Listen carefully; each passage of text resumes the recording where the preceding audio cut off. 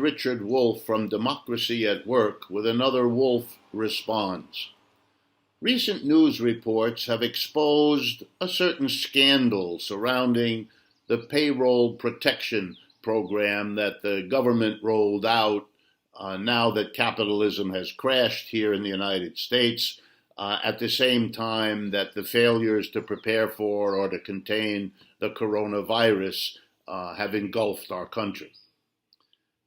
And the scandal concerns the fact that the very people who've been specializing over the last 30 years, if not much longer, in attacking the government as an economic burden, in attacking the government as being unnecessary, inadequate, inappropriate, all the rest, have now been exposed as having rushed to the PPP, this Payroll Protection Program, to get money.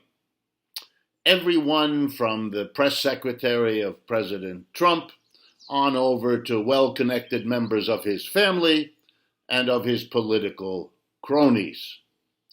The one I liked most, which others have noticed as well, is the application by the Ayn Rand Institute, an institute developed around the personality and work of one of the loudest conservative writers ever to have set foot here in the United States, declaiming against the government as a burden.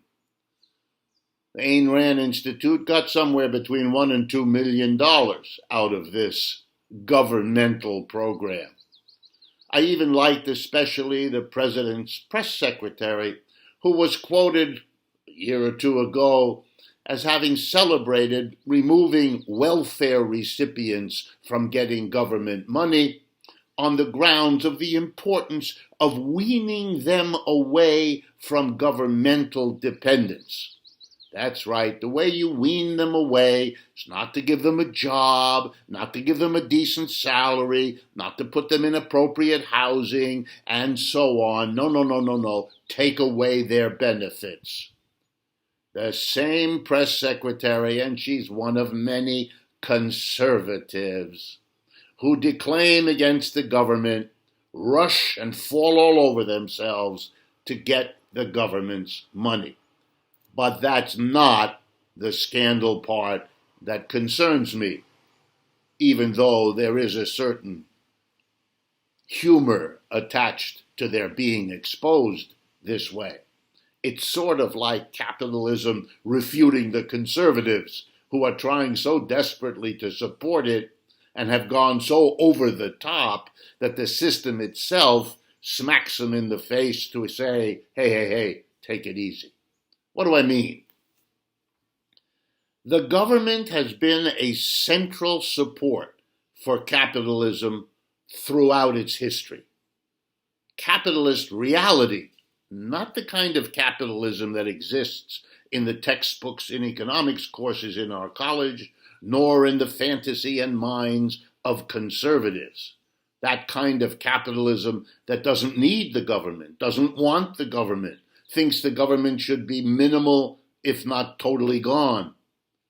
That conservative community has been living in a world other than the one that capitalism, the real capitalism, lives in. So I want to take the rest of the short time that I have just to go through a few of the ways in which government has always been central to, crucially supporting capitalism. Let's start easily. Money. Money makes the world go round, more in capitalism than in any other system. Capitalists early on, a century, 2, 3 ago, tried to let the money supply be controlled, run as a private enterprise. That didn't work out real well. Why? Because the people who got their hands on the control of money, mostly bankers, abused their control, as capitalists so often do, so badly, so monomaniacally, that in the end the society and even the bankers understood You couldn't leave it in private hands. And you know who got the job of controlling the money supply? The government. And everywhere they set up a central bank run by, the government.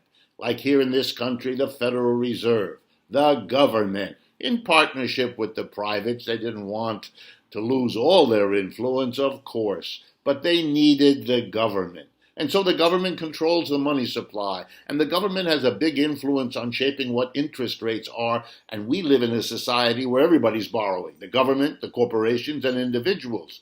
If you control the money supply and you control the interest rates, or at least have a major part of the control, then you, that is the government, have a major influence on how the capitalist system works. And that has been true for a very long time.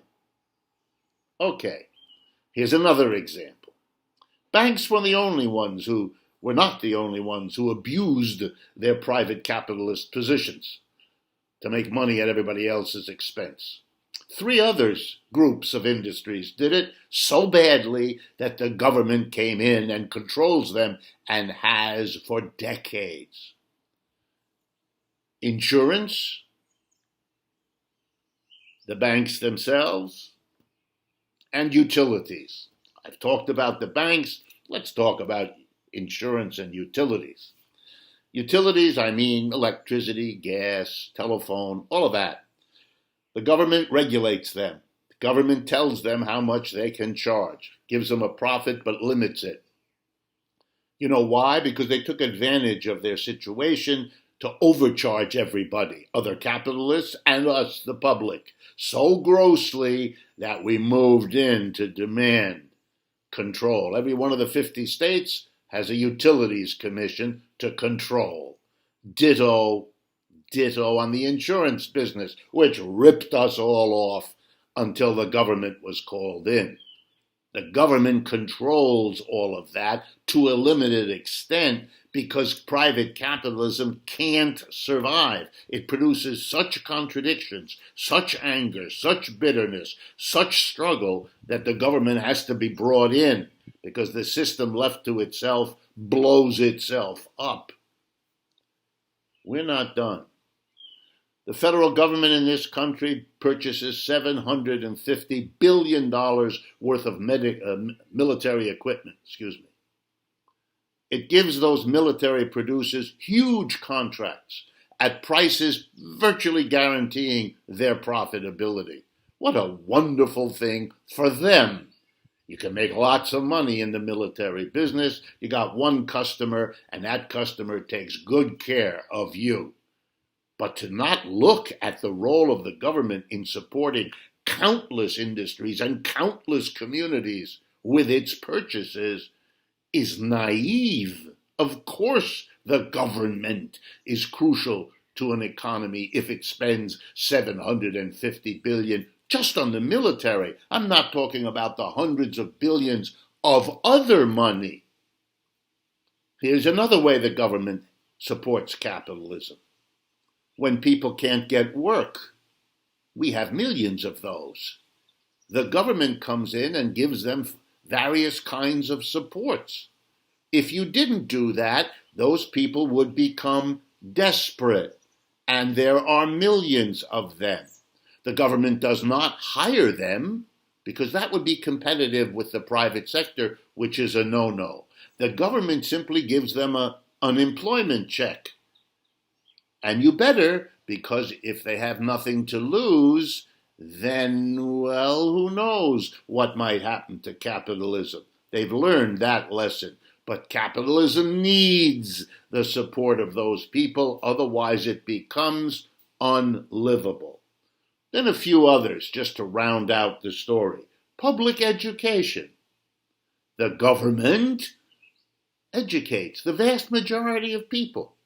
Not just the vast majority of K through 12, but the vast majority, roughly 75% of college students, are educated in, you got it, public colleges and universities run by the government, who pays a big portion of the bills necessary for those institutions to work. to educate the people so they are much more productive employees of private capitalists than they would otherwise be, saving the private capitalist employer the cost of educating and training much of the labor force they employ. It's a direct subsidy to capitalist employers, isn't it? Then there's the roads and the minimum wages. It could go on and on. One last point. Some conservatives like to say at this point, well, yes, okay, but it would be better if it were done privately. No, it wouldn't, and that's why it isn't. Sure, private enterprises can pick at the edges. Let me give you an example. They can offer to run their own schools, the Betsy DeVos kind of craziness.